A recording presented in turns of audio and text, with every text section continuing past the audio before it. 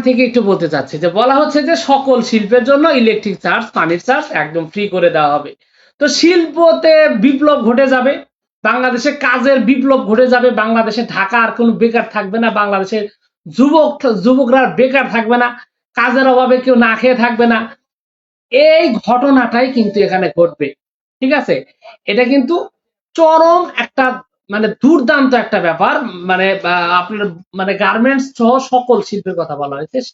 শিল্প প্রতিষ্ঠানে যদি এরকম একটা সুবিধা দেওয়া হয় যে 3 বছর তাদের কোনো ধরনের কোনো মানে চার্জ দিতে হবে না, আপনার কিসের জন্য, ইলেকট্রিক্সের জন্য, পানির জন্য, কোনো গ্যাসের জন্য। তা এরকম যদি একটা পরিবর্তন আসে তাহলে বাংলাদেশে রীতিমতো শিল্প বিপ্লব ঘটে যাবে। এবং আমরা জানি যে কি একটা পরিস্থিতি, এই দেশে ব্যাখ্যা করে বলার কিছু নাই। বাংলাদেশটা যে বদলে যাবে প্রথম 3 বছরেই, কোথায় চলে যাবে, বাংলাদেশে কাজ করতে আসবে বাইরে থেকে মানুষ। আমার কাছে এটাই মনে হচ্ছে যে বাইরে থেকে মানুষ আসবে, কি করতে আসবে, কাজ করতে আসবে, কারণ বাংলাদেশে তখন ব্যাপক শিল্প হবে। তো এটা একটা মানে আমি মনে করি যে বাংলাদেশকে বদলে দেওয়ার জন্য এই 3 নাম্বার পয়েন্টটি একটা মানে মানে একটা গুরুত্বপূর্ণ। এবং 3 নাম্বার পয়েন্টটি হলো মানে একটা মানে কি বলবো, এটা লিজেন্ডারি একটা সিদ্ধান্ত, এবং এটা বাস্তবায়ন হলে বাংলাদেশের মধ্যে বেকার থাকবে না। আচ্ছা, এরপরে যেটা আসছে সেটা হলো কৃষকদের জন্য সুদবিহীন ঋণ। আমরা 10 টাকা দামের ঋণের কথা শুনছিলাম, এবং সামান্য 500 টাকার জন্য কৃষক জেল খাটার কথা আমরা শুনেছিলাম। তো কৃষকের ভাগ্য পরিবর্তনের করার জন্য, কৃষকের উন্নয়ন বৃদ্ধি করার জন্য, তাদের যে উৎপাদন সেটা বৃদ্ধি করার জন্য এই কৃষকের সুদবিহীন যে ঋণ সেই বাস্তবায়ন আনা হয়েছে। মানে সাধারণ মানুষের কথাও এখানে চিন্তা করা হয়েছে। এটা কিন্তু আমি এটাও একটা মানে দেশ বদলে দেওয়ার মতন একটা ব্যাপার, কারণ যারা সুদবিহীন মানে সুদ লাগবে, সুদ ছাড়া যদি এই ঋণগুলো দেওয়া হয় তাহলে কিন্তু বাংলাদেশে দেখা যাবে যে আপনার কৃষি বিপ্লবও ঘটে যাবে, কৃষির দিক থেকেও ভালো ধরনের একটা অবস্থায় আসবে। এরপরে হচ্ছে 5 লক্ষ গ্রাজুয়েটের জন্য 2 বছর মেয়াদী মাসিক 10,000 টাকা সুদমুক্ত ঋণ। 5 লক্ষ গ্রাজুয়েটে যারা পড়াশোনা করে মানে বেকার অবস্থায় আছেন তাদের জন্য 2 বছর মানে তাদের কাজ করার সুযোগ হলো 2 বছর। এই 2 বছর মাসে 10,000 করে সুদমুক্ত ঋণ দেওয়া হবে, মানে পুরো সুদ ছাড়া। এটা হচ্ছে বেকারদের ব্যাপারে এটা একটা বড় ধরনের একটা পদক্ষেপ নেওয়া হয়েছে। এবং 2 বছর দেওয়াটা আমি মনে করি যে এটা যৌক্তিক। এর পিছনে প্রধানতম কারণ হলো যে অনেকেই যে অনন্তকাল বসে বসে ভাতা নিবেন, অনন্তকাল বসে বসে খালি মানে কাজ করবেন না, সরকারি ভাতায় চলবেন, এই সুযোগ নাই। 2 বছরের মধ্যে আপনার কাজ খুঁজে নিতে হবে। এতে দেশের উপকার হবে, তার নিজেরও ভাগ্যের পরিবর্তন হবে। আমি মনে করি বেকারদের কথা চিন্তা করা হয়েছে, তবে এখানে লিমিট রাখা হয়েছে যাতে বেকার নিজে থেকে কাজ খুঁজে নেয়। এটা খুবই ভালো একটা ব্যাপার। আমি মনে করি এটাও বাংলাদেশকে বদলে দিতে পারে এরকম একটা পদক্ষেপ। এরপরে আরেকটা যেটা বলা হয়েছে যে বহির্বিশ্বের সেরা বিশ্ববিদ্যালয়গুলোতে প্রতি বছর 100 জন শিক্ষার্থীকে সুদমুক্ত লোন দিয়ে সরকারিভাবে প্রেরণ করা হবে। মনে পড়ে গেল সেই চীনের কথা। চীন যখন ধ্বংস হয়ে গেছিল, চীন আপনার সেই ভয়ঙ্কর যে ওই যে মাদকতার যে যুদ্ধ 40 সালে 45 সালে, চীন কিন্তু একদম মানে মরে যাওয়া একটা জাতি ছিল, ধ্বংস হয়ে যাওয়া জাতি ছিল। সেই জাতি যখন পুনর্গঠন করা শুরু করলো তখন তার দেশের মেধাবীদের বাইরের বিভিন্ন দেশে পাঠানোর চেষ্টা করছে। ইউরোপ, আমেরিকা, যেসব উন্নত দেশ আছে সেই সমস্ত দেশে চীনের নিজেদের ছাত্রদের পাঠাতো কাজ শেখার জন্য, ওইসব দেশে যেত তাদের কলকারখানাগুলো বোঝার জন্য। তারপরে এসে চীনকে বদলে দিয়েছে।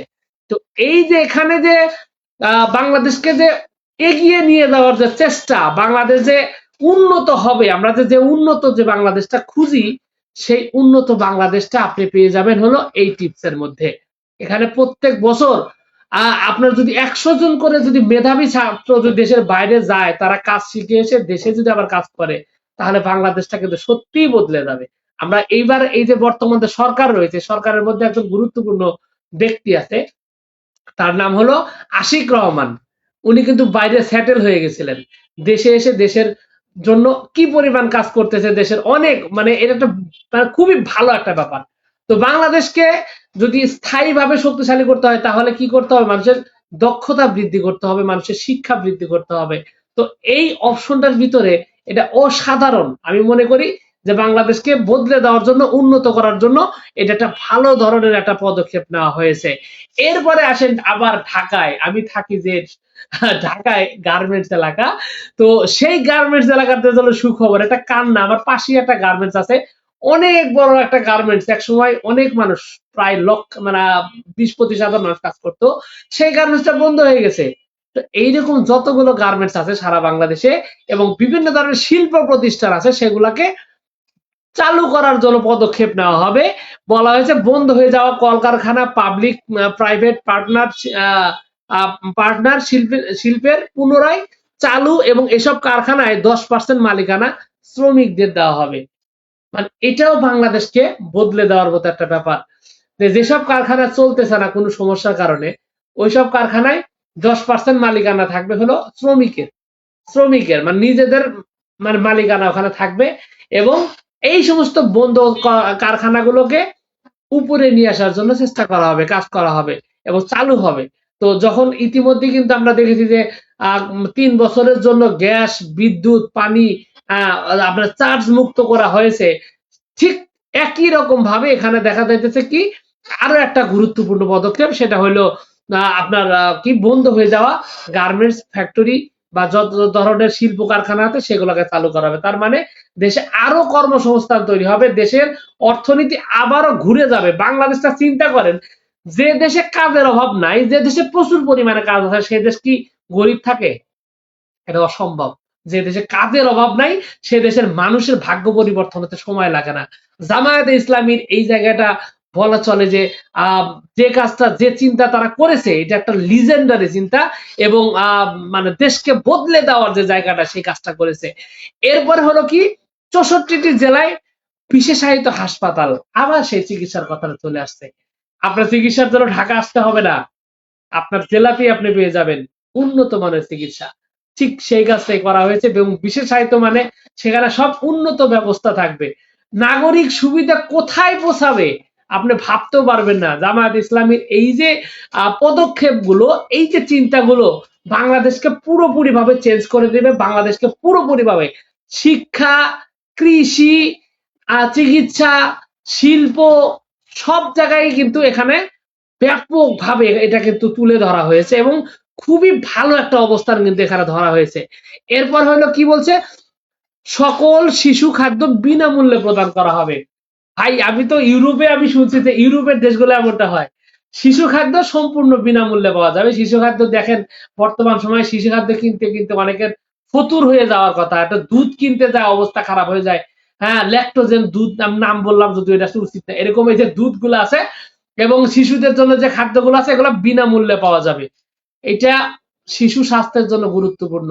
ওই যে আজকের শিশু আগামী দিনের একটা ভবিষ্যৎ, এটা বলা হয় না, এই স্বাস্থ্যকর, বুদ্ধিমান এবং সুস্থ শরীরের শিশুগুলো আগামী দিনে বাংলাদেশকে এগিয়ে নিয়ে যাবে। তো এটাও একটা বাংলাদেশকে মানে সাস্টেনেবল যেটাকে বলা হয়, স্থায়ী এবং আপনার এটাকে বলা হচ্ছে মানে সুদৃঢ়, শক্তিশালী, টেকসই, মজবুত, আমি বলবো মজবুত। এই মজবুত যে জাতি সেটা গঠন করতে এই শিশুদের দিকে গুরুত্ব দেওয়া হয়েছে। তো এটা একটা মানে দূরদর্শী একটা চিন্তা এবং খুবই ভালো একটা চিন্তা। এটা খুবই বাংলাদেশকে চেঞ্জ করার জন্য এটা একটা মানে আমি বলবো যে দুর্দান্ত একটা মানে একটা ব্যবস্থা নেওয়া হয়েছে। এরপরে হলো ফার্স্ট 100 ডেজ, মানে প্রথম 100 প্রোগ্রাম, মানে প্রথম 100 দিন, মানে 100 দিন যেটা মানে 3 মাস 10 দিন যেটা বলা হয়, সেটা হলো প্রসূতি নারী এবং মায়েদের বিনামূল্যে সেবা ও প্রয়োজনীয় সহায়তা দেওয়া হবে। যে কথাটা এর আগে অনেকবার আসছে। তো মানে 3 মাস 10 দিন এটার জন্য যত ধরনের সেবার দরকার হয় এবং তাদের যে মানে প্রয়োজনীয় যতগুলো সহায়তা, মানে অর্থ সহায়তা, টাকা সহায়তা এই প্রসূতিরা পাবেন 3 মাস 10 দিনের। হয়তো এখানে টাকা পয়সার বিষয় থাকবে, খাদ্যের বিষয় থাকবে, পুষ্টির বিষয় থাকবে। মানে প্রসূতি অবস্থায় আমাদের দেশে কিন্তু অনেক মহিলা মানে বিশেষ করে যারা মানে দরিদ্র আছেন, তাদের খাদ্য অভাবে নিজেও দুর্বল হয়ে পড়ে, শিশুটাও দুর্বল হয়ে পড়ে এবং রোগা এই শিশুটা সারা জীবন ভোগায়, তার পরিবারকেও ভোগায়, তার নিজেকেও ভোগায়। এই জন্য এই জায়গায় একটা বড় ধরনের একটা পরিবর্তন আসতে যাচ্ছে এবং এটা বলা চলে যে বাংলাদেশকে আরো একটু মজবুত জাতি হিসাবে গঠন করার জন্য সব ধরনের ভূমিকা রয়েছে। তো এখানে এই যে তথ্যগুলো, এই যে মানে প্রতিশ্রুতিগুলা দেওয়া হইলো, এখানে বাদ পড়েছে কি? কোনোটাই বাদ পড়ে নাই। মোটামুটি সবগুলোই তুলে ধরা হয়েছে। এখানে বেকারত্ব সমস্যা থাকবে না, কারণ শিল্প বিপ্লব ঘটে যাবে। শিল্প বিপ্লব, কৃষি বিপ্লব ঘটে যাবে, স্বাস্থ্যের জন্য উন্নত হবে, খাদ্যের যে নিরাপত্তা সেটা থাকবে। সবকিছু মিলিয়ে জাতি যে একটা শক্তিশালী একটা গঠন, সেই জিনিসটা কিন্তু এখানে তৈরি হবে, এবং এটা মানে বাংলাদেশকে বদলায় দেওয়ার যে জায়গাটা, চূড়ান্ত যে জায়গাটা, সেই জায়গাটা কিন্তু এখানে তৈরি হয়ে যাবে। তো এখন আমি যে বিষয়টা এখন আমি বলতে চাচ্ছি সেটা হলো আপনার জামায়াতের সেই বক্তব্যটা। আমিরে জামাতে সেই বক্তব্যটা দিয়ে আজকের এই প্রোগ্রাম শেষ করব, কারণ তার কথাগুলো শুনতে হবে। এই যে পলিসি সমিট, এই পলিসি সমিটে তিনি কি কি কথা বলছেন, কিভাবে পরিবর্তন করবেন, সেই বিষয়টা নিয়ে কথা বলছেন। তো চলেন ওনার কিছু বক্তব্য আমরা শুনি। আমিও নিয়ে আসছি। আব্বাজান বলতেন বরকতি কার, যারা ব্যবসা করে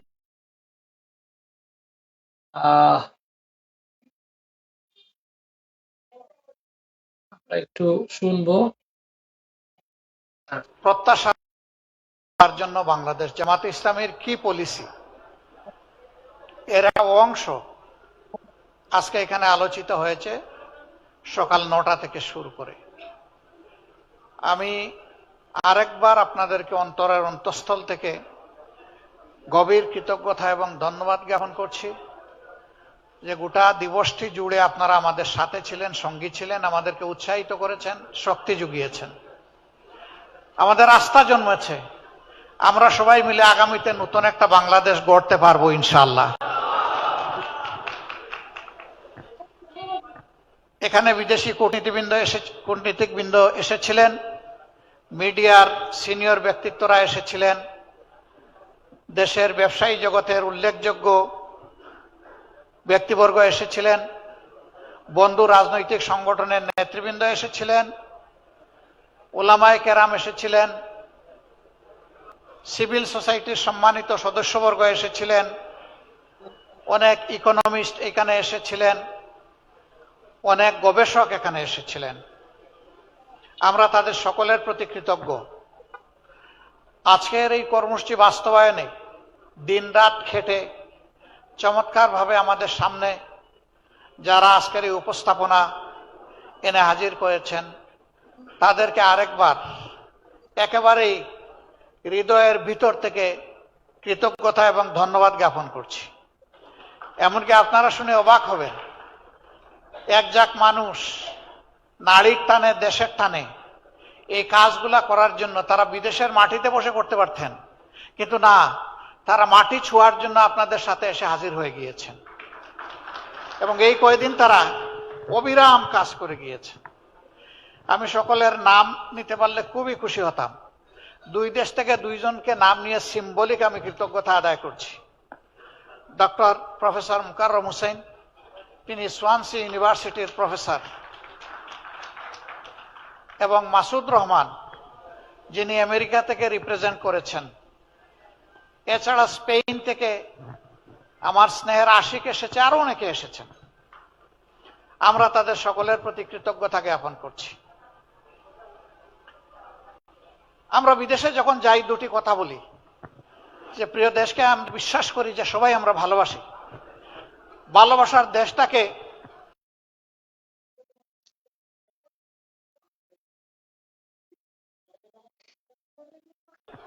অতীতে লুটপাট করে খেয়ে দিয়ে শেষ করে দেওয়া হয়েছে, কিন্তু একটা কঙ্কাল আমরা পেয়েছি। সেই কঙ্কাল নিয়ে ইনশাল্লাহ আমরা সামনে এগিয়ে যাব। এই কঙ্কালের গায়ে আমরা গোশত লাগাবো এবং আমরা চামড়াও লাগাবো ইনশাল্লাহ। এটাকে একটা জীবন্ত বাংলাদেশ বানাবো ইনশাল্লাহ। আমরা তখন বলি আমাদের দুটি রেমিটেন্স লাগবে, একটি হচ্ছে আমাদের আর্থিক রেমিটেন্স, আর একটা হচ্ছে ইন্টেলেকচুয়াল রেমিটেন্স। এটাও বলি আর্থিক রেমিটেন্স চাইলেও পাঠাবেন, না চাইলেও পাঠাবেন। দ্বিতীয়টা নেওয়ার জন্য আজকে এসেছি, দুই হাত সামনে বাড়িয়ে বুকে জড়িয়ে আপনাদেরকে নিতে চাই, আপনারা চলে আসেন দেশে। আশান্বিত হই যখন তাদের পক্ষ থেকে একদম ক্লিয়ার কমিটমেন্ট দিয়ে বলা হয়, আপনারা যখনই অনুভব করবেন আমরা তখনই ডানা মেলে চলে যাব ওখানে। ধন্যবাদ আপনাদেরকে। সম্মানিত সুধী মণ্ডলী, দিবসব্যাপী এই আয়োজন বাংলাদেশ জামাতে ইসলামী আগামীর বাংলাদেশটাকে কিভাবে দেখতে চায়, গড়তে চায়, তার একটা আংশিক রিফ্লেকশন ছিল।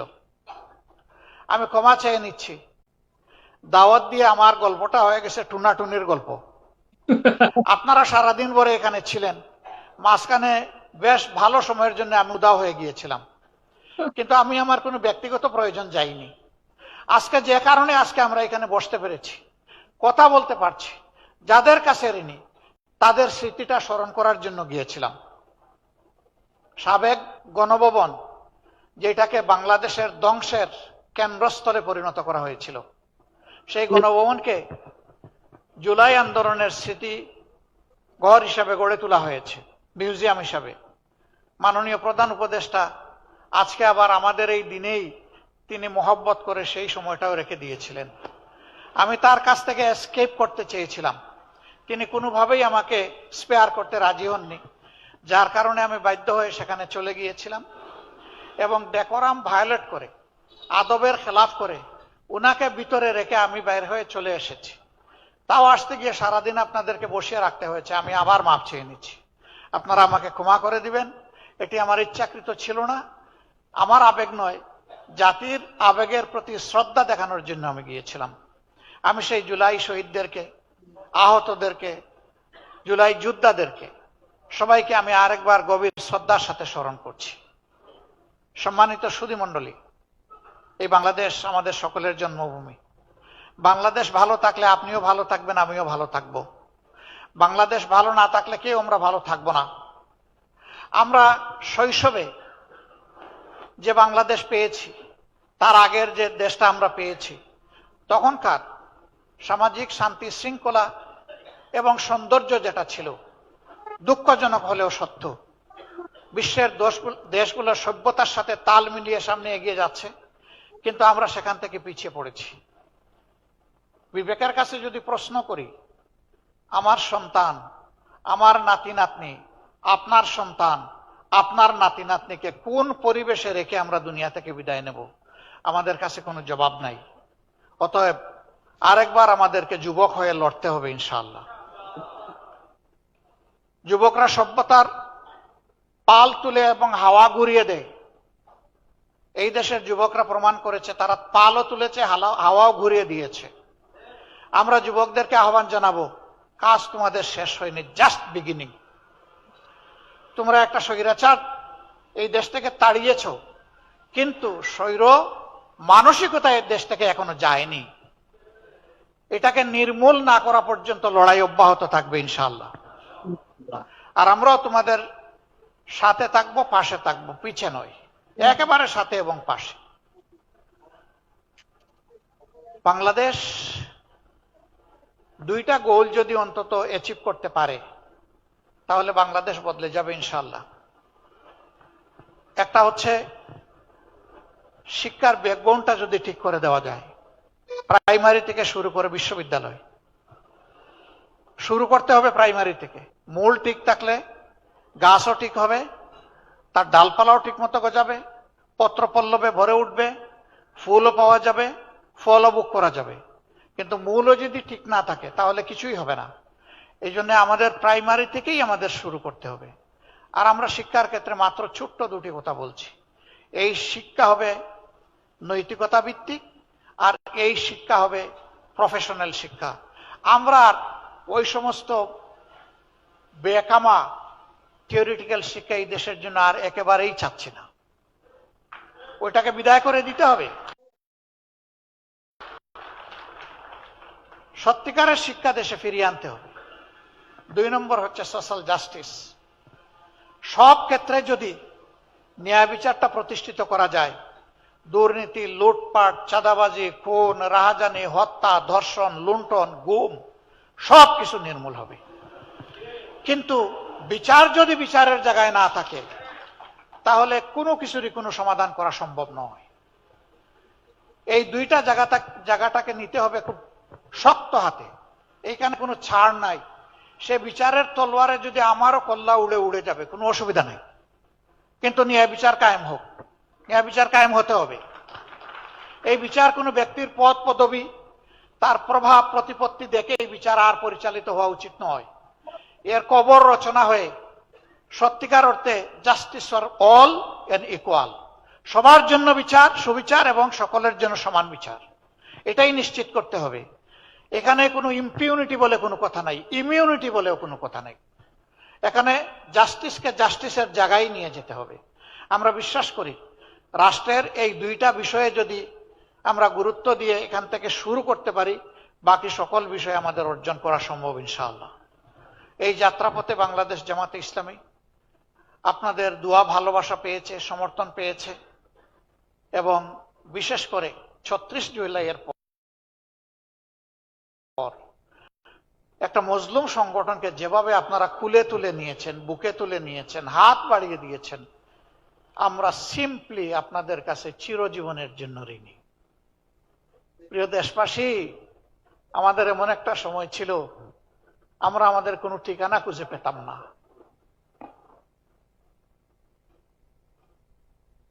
সেই সময়টা আপনারা আমাদেরকে আশ্রয় দিয়েছেন। আমাকে একবার রিমান্ডে জিজ্ঞেস করা হলো যে আপনার সর্বশেষ অ্যাড্রেসটা কি একটু বলবেন। আমি বললাম কোনটা বলবো? বলে যে কোনটা মানে? বললাম আমার তো শত শত অ্যাড্রেস। বলে স্যার, এই অবস্থায় আপনি আমাদের সাথে একটু হালকা আনন্দ ভাগাভাগি, বলছিল মস্করা করতে পারেন। আমি বলছিলাম নো, আমি মস্করা করছি না, দিস ইজ রিয়েলিটি। বলছিল আপনি কি একটু বুঝিয়ে বলবেন আপনি কিভাবে শত শত বাড়ির এবং ঠিকানার মালিক? আমি বলেছিলাম যে এই যে আপনাদেরকে ডিউটি দেওয়া হয়েছে, আমাদের পিছনে লাগিয়ে দেওয়া হয়েছে, এই কারণে কোনো বাড়িতে 1 রাত 2 রাত, 1 সপ্তাহ, 2 সপ্তাহ, 1 মাস, এইরকম করেই আমাদের গত 15 বছর কেটেছে। এখন কোনটা বলবো? বলে যে আপনার আর প্রেজেন্ট অ্যাড্রেস আমাদের লাগবে না। That was reality. আমাদেরকে আশ্রয় দেওয়ার মানে ছিল নিশ্চিতভাবে জীবন, ইজ্জত এবং সম্পদের ঝুঁকি নেওয়া। আমাদেরকে ধরতে গিয়ে আশ্রয়দাতাকে ধরেছে, আমাদেরকে ছেড়ে দিয়েছে, কিন্তু ঝাল মিটিয়েছে আশ্রয়দাতার উপর। তুমি কেন এদেরকে আশ্রয় দিলে? That was the reality of Bangladesh. এই সময় আমাদেরকে যারা আশ্রয় দিয়েছেন, আমাদের দিকে হাত বাড়িয়ে দিয়েছেন, সান্ত্বনা দিয়েছেন, সাহস জুগিয়েছেন, দোয়া করেছেন, আল্লাহ সাক্ষী, আপনাদের ঋণ পরিশোধ করার কোনো শক্তি আমাদের নাই। আমরা চিরজীবনের জন্য আপনাদের কাছে কৃতজ্ঞ। মহান রবের কাছে, প্রভুর কাছে দোয়া করি এই জগতে আপনারা এই মজলুমদেরকে যেভাবে আশ্রয় দিয়েছেন, আল্লাহ যেন তার জান্নাতের কুলে আপনাদেরকে আশ্রয় দেন। প্রিয় দেশবাসী, আপনাদের এই ঋণ আমরা পরিশোধ করার জন্য সামান্য চেষ্টাই দুনিয়ায় চালাতে চাই। যে দুর্নীতি আর দুঃশাসনের কবলে চাপা পড়েছিল প্রিয় বাংলাদেশ, ওই চ্যাপ্টা বাংলাদেশ থেকে আমরা একটু টেনে উঠাতে চাই। সেদিন যেভাবে হাত বাড়িয়ে দিয়েছিলেন, আজকেও আশা করি আপনারা আমাদের দিকে হাত বাড়িয়ে দেবেন। ইনশাআল্লাহ আমরা সবাই মিলে ভালো থাকতে চাই।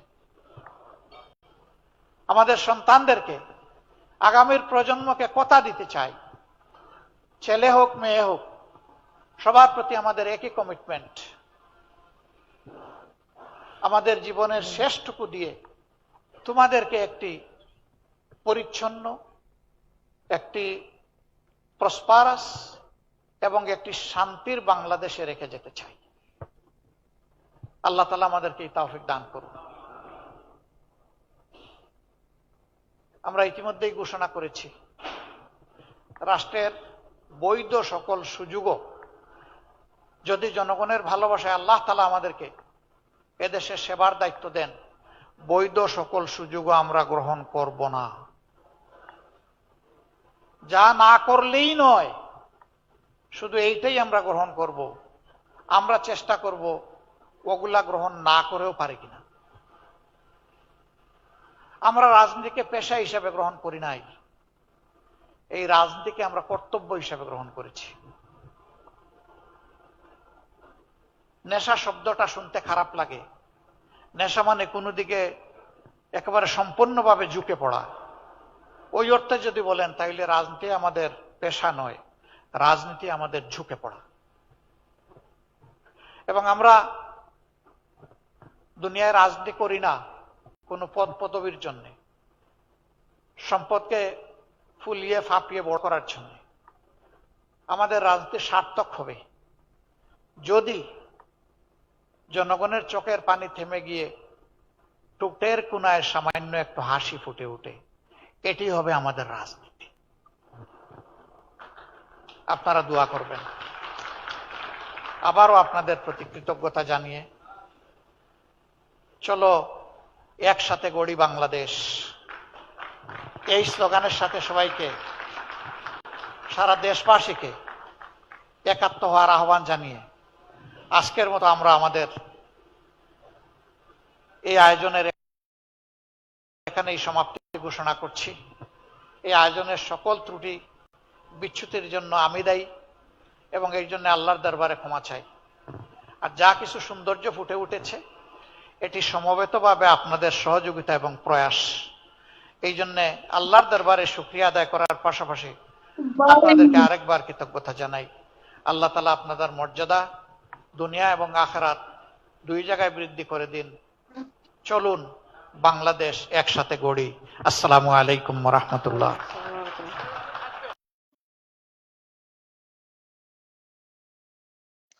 এরকম একজন নেতা কোথায় পাওয়া যায়? কোথায় পাওয়া যায় এরকম নেতা?